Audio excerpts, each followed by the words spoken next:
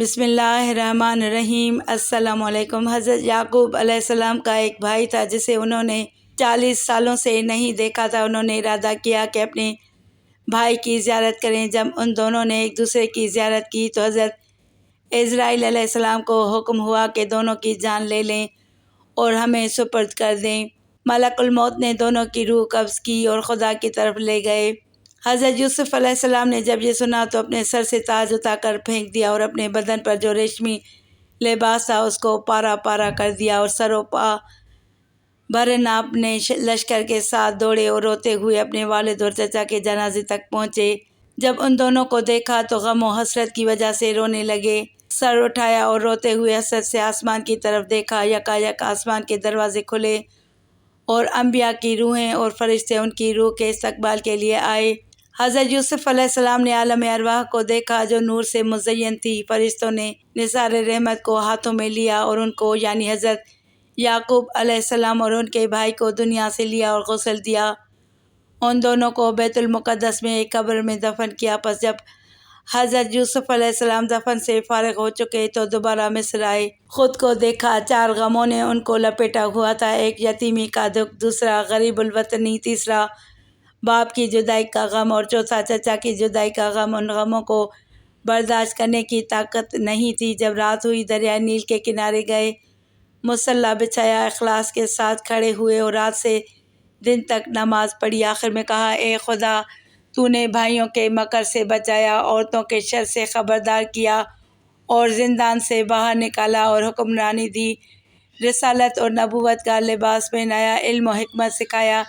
یہ دنیا باقی نہیں رہے گی، میری ایک دعائے قبول کر لے اور اس عالم سے، اس دنیا سے مجھے مسلمان باہر نکال اور میرے آبا و اجداد کی صحبت عطا کر۔ جبرائیل علیہ السلام آئے اور کہا، اے یوسف، خداوند تعالیٰ نے آپ کو سلام بھیجا ہے اور کہتا ہے تمہارے والد اور چچا کی عمر ختم ہو گئی تھی۔ جب ایک دوسرے سے ملے تو مہلت نہیں ملی کہ ایک دوسرے سے بات کریں اور دونوں کی جان لے لی گئی۔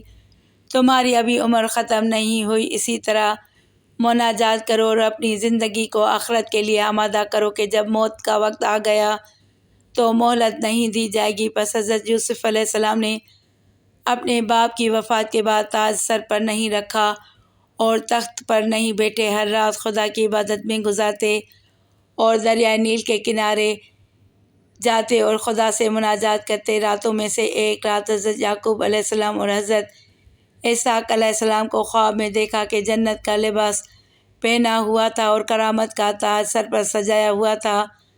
حضرت یوسف علیہ السلام سے کہا، اے یوسف، کئی سال ہوئے آپ کا دل ہم سے ملنے کی خواہش میں جل رہا ہے، آپ کو خوشخبری ہو کہ 3 دنوں تک ہم سے ملو گے۔ روایت ہے کہ حضرت یوسف علیہ السلام نے ان 3 دنوں میں باپ کو دیکھنے کی خواہش میں اتنی گریہ زاری کی کہ ان کے والد حضرت یعقوب علیہ السلام نے ان 40 سالوں میں ان سے ملنے کی خواہش میں نہیں کی تھی۔ پس تیسرے دن ملک الموت آیا اور کہا، اے یوسف، آپ کی مدت ختم ہوئی، آپ کے آبا و اجداد آپ کے منتظر ہیں اور آنکھیں لگائے ہوئے ہیں تاکہ آپ کو دیکھیں۔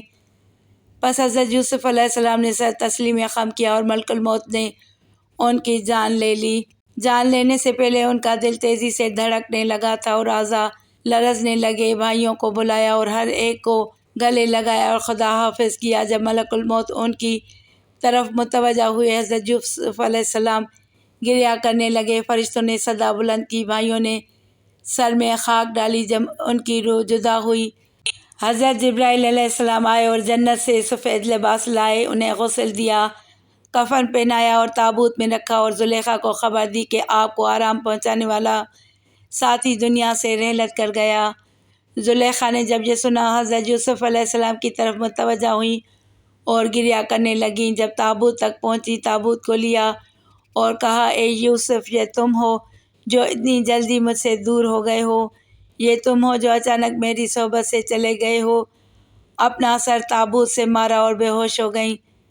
3 دن اور رات بے ہوش رہیں۔ جب ہوش میں آئیں، نوحہ کرنے لگیں اور کہا، جانتے ہو حضرت یوسف نے آخری وقت اور رحلت کے وقت کیا کہا؟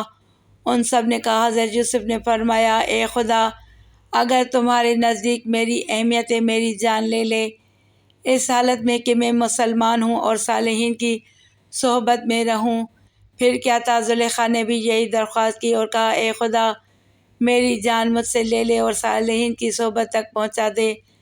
اللہ تعالیٰ نے ان کی دعا قبول کی اور ان کے جسم سے روح خارج ہوئی اور حضرت یوسف علیہ السلام کی روح تک پہنچی اور ان سے ملحق ہوئی، تاکہ جیسے دنیا میں ایک دوسرے کے ساتھ تھے آخرت میں بھی ایک دوسرے کے ساتھ ہوں۔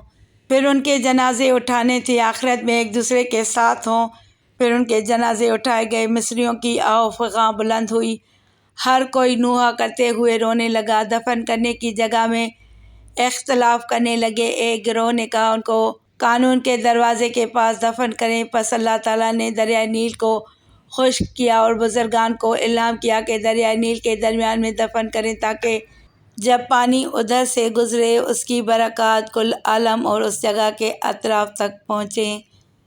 ویڈیو کو لائک کر کے چینل کو سبسکرائب کریں اور گھنٹی کے نشان کو دبائیں تاکہ میری ہر ویڈیو ملے۔